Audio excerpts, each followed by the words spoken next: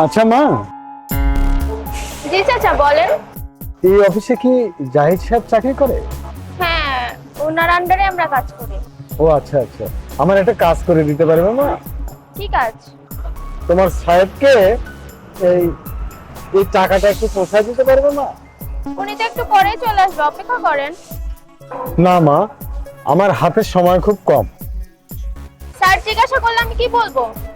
Sir আসলে বলবে যে এই লোকমানপুর থেকে করিম সাহেব নামে এক ভদ্রলোক এই টাকাটা দিয়ে গেছে। আচ্ছা ঠিক আছে।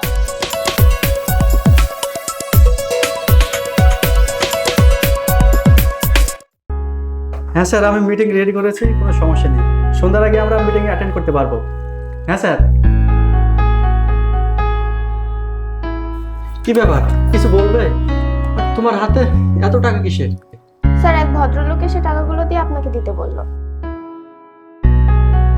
আচ্ছা, ওনার নাম কি, বাসা কোথায়, কিছু জিজ্ঞেস করেছিলে? নাম হচ্ছে করিম, বাসা লোকমানপুর।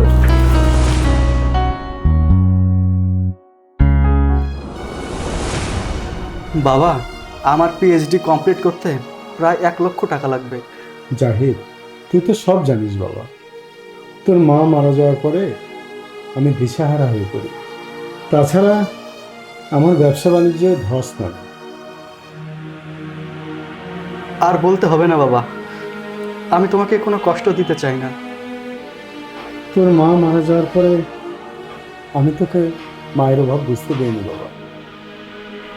আজ তোকে এই সামান্য টাকাটা না দিতে পেরে আমারও খুব কষ্ট হচ্ছে রে বাবা। না বাবা, আমি তোমাকে কষ্ট দিতে চাইনি বাবা, কিন্তু একটা ভালো সুযোগ ছিল বাবা। আমি প্রয়োজন হলে এই বাড়ি বন্ধক রেখে তোকে টাকা দিব বাবা, তুই কোনো চিন্তা করিস না। তোমার তো অনেক বয়স হয়েছে, তাছাড়া এই বাড়িতে মায়ের অনেক স্মৃতি আছে। তুমি কোনো টেনশন করো না বাবা, আমি একটা ব্যবস্থা করে নেব। আচ্ছা ঠিক আছে বাবা, অনেক রাত হয়েছে, এখন ঘুমোতে যাও। আচ্ছা বাবা।